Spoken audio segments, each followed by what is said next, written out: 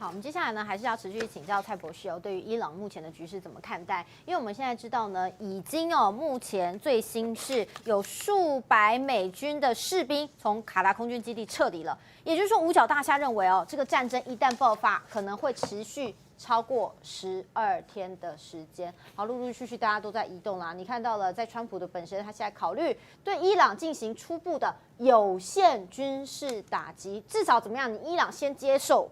美方在核协议的一些要求啊，那像伊朗方面呢，这边发出了警告，说所谓的公平协议。那你看到了德国、瑞典、斯洛伐克、波兰这些国家呢，都在告诉在伊朗的本国公民、自己的公民说：“你们赶快撤啊，抓紧时间撤啊！”好，我们现在看到呢，伊朗方面呢说3天之内应该会完成核协议的草案呢，是不是要更进一步的呢？因为他们说唯一解决办法，他的喊话，伊朗的喊话是什么？是外交。但是呢，对于川普来说呢，他持续的还是以就是随时可能会动武来说嘛。所以你看到了这个腾讯新闻分析，从历史角度来看，每当美国在中东摆出史无前例的阵势的时候，代表什么？谈判空间正在被压到极限啊，而不是战争已经板上钉钉了。好，现在呢，美国的媒体都在讨论是不是有误击的风险呢？这甚至呢是怕说误击、误伤到俄罗斯之类的哈。所以你看到了，在美军的方面，不是只是评估军事还有评估什么政治后果是什么。那现在有消息传出来啊，是不是针对哈米尼呢？好，陆媒就说了，川普的高级顾问说，五角大厦针对各种状况呢都准备方案，其中一个方案。直接清除哈米尼，还有呢他的孩子。好，川普保留这个选择权，也就是说呢，他没有说不做，也没有说做，但是呢，他随时都有可能会做下这个决定来发动攻击。我们请教蔡博士。我觉得他除了发动攻击以外，要挽回他现在急速坠落的声望，大概没有别的招可以取代了。你只能在什么，在伊朗你赢到，让美国老百姓满意。要不然你现在关税问题不是一个头5个大，声望重挫，所以他一定要从外交上面去取得很胜利。那这个东西你一定要从伊朗身上拿到你要的，要不然你要武力要打得很成功，像委内瑞拉打得很成功一样。那打得很成功，问题是12天能够达到什么了不起的成就，我是怀疑的啊。因为当时整个北约轰炸贝尔格勒，轰炸多久？好像70几天吧，好像70几天吧。那个严教授比我还清楚实际的日子，搞到最后米洛塞维奇才被抓起来啊。那伊朗这么大，12天怎么够啊？所以我不晓得美国有没有准备足够的弹药嘛？那美国是有这个能力攻击伊朗啊。那你说美军基地让这个伊朗打，那有什么关系啊？美军基地打一打没什么关系啊。那个本来就是军事用的，那伊朗能够打多少也有限的。会打以色列会啊，那以色列会多大损失也有限的那伊朗会不会太大损失？伊朗也不会有太大损失，只是攻击的目标就是神棍政权那几个领导人嘛，还有革命卫队整个头子嘛，这才是真正的目标嘛。革命卫队所有的基地、所有的总部啊，还有那个教士集团那些神权、这些神棍们的几个基地啊，大概会被炸烂掉而已啦，大概顶多是这样子而已。但是如果炸烂掉，逼得到时候这个神棍政权垮台，伊朗总统出来跟美国签约，那就这个川普就赢马啦，就赢马。他有办法从海外的行动取得光环，来遮住他现在国内上面的窘境。要不然你说川普有什么办法你总不能说等到3月份去对中国那习近平好招待你，拍照片然后登上全世界头条就能够挽回你声望，可以。但是还看习近平肯定给什么，还有你川普你准备卖什么，对啊，就在这里而已啊。所以这整个交易刚开始，武力只是达成交易的方法，但不是交易的全貌。没有武力不可能有交易但是呢，要达成交易没有武力也不行所以就看他们2方面，现在这个哈美尼看愿意给什么，这是最重要的。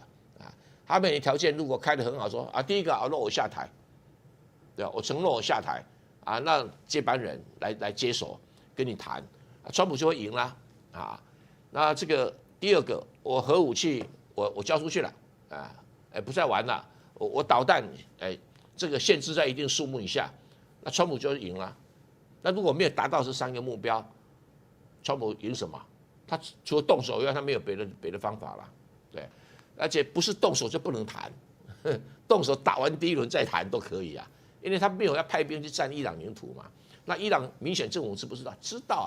伊朗国防军知不知道？知道。伊朗国防军搞不好心里想，你赶快打，对不对？你赶快打啊！因为国防军被革命卫队压着啊，对啊，你赶快打，你等于帮我清除障碍，要不然国防军没办法发动政变嘛，对啊。好，因为刚刚提到了，现在呢，对于美国方面消息出来，就是很有可能他们已经判断了，这个一打下去啊，超过12天。那在军事方面呢，你看到了他们的部署哦，在美国福特号的航空母舰呢，现在率领的打击群正在穿越直布罗陀海峡。那这个呢，就是很有可能马上就要抵达这边的南部海域了。连同是什么？林肯号航母呢，现在也部署往中东地区过去了。那刚刚提到了伊朗。觉得呢？哎呦，我的最后手段、唯一手段外交啊，我3天内呢要搞定这个核协议草案。那现在随着美国最大核动力航母进到地中海之后，时间点在哪里？现在呢有消息出来说，2艘航母啊，可能要到3月中旬才能完全做好军事行动的准备，但是他们也担心，同时也忌惮一件事情，因为旁边呢，这个中俄、伊朗都在可能有做一些演习呀、军演呐，会不会有误击的风险？这个呢，我们要一并做讨论。我们在这边请教厉将军，目前在美国、伊朗这边最新的军事动态。不管美国要不要打哈，但是我在想说，如果说这个福特号航母如果没有到达它的作战位置，应该是不会动手的，因为逐次用兵是兵家大忌哈。如果说你现在是林肯号，你福特号还没到，你就动手打，那等到福特号再加入，其实这叫做逐次用兵哈。你要打就一定是一鼓作气嘛，一次攻击。那这3月中的推断是很合理的吗？对，那如果3月中，因为什么这个福特号经过直布罗陀海峡，我们才知道他在穿过大西洋，他原来在加勒比海嘛，那时候不是打委内瑞拉就是福特号，那时候穿过大西洋的时候，他把 AIS 关掉了，他经过直布罗陀，他必须要打开，所以我们才知道哦，原来福特号这时候正在这个地中海，那地中海之后，他必须要穿过苏伊士运河、红海，然后才能够绕到阿拉伯海，才能够就他打击的位置。这是第一个。第二个哈，大家关心说这个美国这时候会不会动手？我想说用几件事情来看。第一个哈，孙子兵法讲了一句话，叫做智者之虑必杂于利害。就你做任何的战略判断来讲的话，你必须就有你有利的方面你要做考虑哈，但对你有害的部分你也必须要做考虑。其实包括到西方的战略学者哈，只要学习军事战略的，都知道一句战略上至高无上的一个名言，叫做什么？以不一定获得之利，想要抵消一定获得之害，是最大的战略错误。就是我们如果以这句话现在来检视美军会不会打，美军打的话，他这个一定会获得之害是什么？就是你这场战，我觉得你可不可以结束？就像我们现在所讲的，有可能是不是超过12天，还是12天之内能够解决？那你要花费多少的战备在这方面？包括你的拦截导弹要用到多少？你评估要用多少？伊朗号称它有2000枚的各种弹道飞弹，那你要拦截的话，以2比1的话，你最少要准备4000枚以上，你才足以拦截哈。那你在这个地方耗时那么久，会不会到时候兵源疲困？第二个你要考虑到你的中东地区会不会被这个导弹攻击造成你的伤亡，造成你国内的这个反感哈。因为现在我们看到美军已经开始从卡达的乌代尔空军基地已经撤退，他已经研判出来，他在这个地方如果在这个地方是这个伊朗的这种导弹攻击的。射程之内，他一定会有伤亡。他为了避免他伤亡，他将这个部队已经撤出来。那第五舰队本来在巴林的，他也赶快撤出来，因为这2个基地很重要，都是在这个伊朗打击范围之内，这是他必然会承受之害。那你是不是就一定能够推翻掉哈美内伊政权呢？这叫做不一定获得之利。你有把握一定推翻到他吗？你有把握说一定可以攻击到他吗？大家要注意到，这跟这个委内瑞拉这个马杜罗不一样。马杜罗因为身边的人都被渗透，全部都被收买了嘛。